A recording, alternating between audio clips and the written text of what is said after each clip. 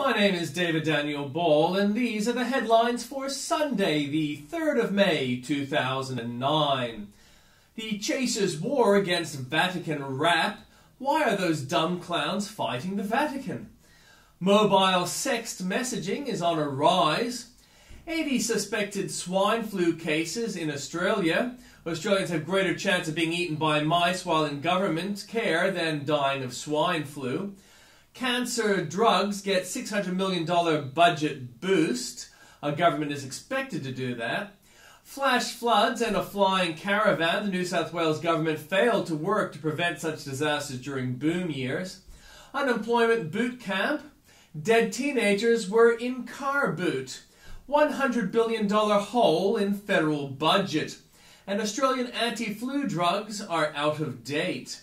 And in comments from Piers Akerman, children lament Rudd debt legacy. Watching members of the Rudd government evade questions at press conferences is like watching blowflies in their erratic flight. Well, Piers, to give Rudd his credit, his decisiveness can be seen in the swine flu crisis. In Sydney, trains can stop without even a moment's notice. Power might be cut, hospitals have practice staff used to being overwhelmed. Ferries have no problems in running for vast lengths of time without passengers. Police know what to do if emergency infrastructure fails. As Bolt points out, a pensioner has greater likelihood in Australia being eaten by mice than dying of swine flu. Those stimulus payments will come in handy as people follow government advice and stock up to 3 weeks of food in case of an emergency. Yet, if we choose to panic, we can rest assured that we are following Rudd's advice there too. Everything Rudd looks at is in crisis, from the Defence Reserves through to school resources. It was a Top Gear TV show host who pointed out that other world leaders try to claim things are better than they seem. Rudd is the reverse of that. On that point alone, I think Rudd is correct. Since Rudd's election, everything is worse. And from Tim Blair, panic fact, swine flu has killed more people than have been killed by global warming, which is to say more than none. Rudd squad upset, self-censorship observed within the Australian media when Kevin Rudd's angry outburst to an airline hostess was published last month, marring the Prime Minister's trip to London G20 summit. There was grumbling among travelling Australian parliamentary journalists who had heard the bad temper stories but hadn't checked or reported them.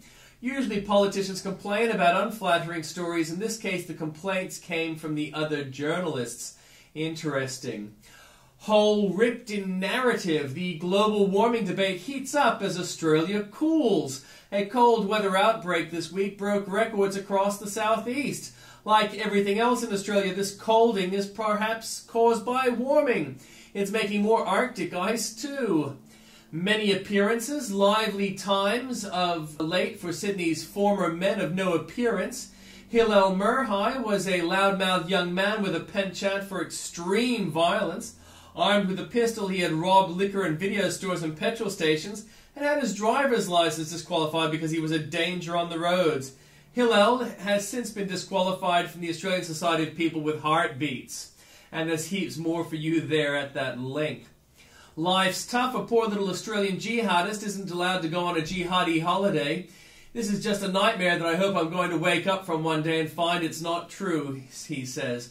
And from Andrew Bolt, the joke speaks. They were right. Americans at the last election could have chosen as vice president a stupid shoot-from-the-hip blunder-prone klutz. Something about Palin's most recent TV appearance and her couch tells me she's a lot less likely to panic than Jumpy Joe. Brendan Nelson should quit again? 9MSN asks, is it time for Brendan Nelson to step down as leader? The results are there. Yes, 42,410. No, 16,742. Bolt says, I'm confused. Do the no's want him back, or do they think he's gone? Oink, oink. First it was, do you know who I am? Now it's, do you know where I live? Prime Minister Kevin Rudd could face pressure to sack one of his Queensland frontbenchers after revelations that she's been living with her partner in Canberra for more than a year while claiming travel allowance payments of $13,000 tax-free. U.S. retreats, terrorists advance. Has Barack Obama unleashed more violence by promising to pull out too fast? The U.S. death toll for April rose to 18, the military said Friday, making it the deadliest in 7 months for American forces in Iraq. The sharp increase from the previous month came as a series of bombings also pushed Iraqi deaths to their highest level this year. Most of the recent violence has targeted Iraqis since the Americans have begun pulling back from the inner-city outpost in preparation for withdrawal from urban areas by the end of June. Let's pray the new president does not snatch defeat from the jaws of victory. Genuflecting on a sitting writer's behalf, there's one aspect of cutting debt and going small that Lisa Pryor's column fails to mention, so a righteous sub-editor decides to at least include it in the headline.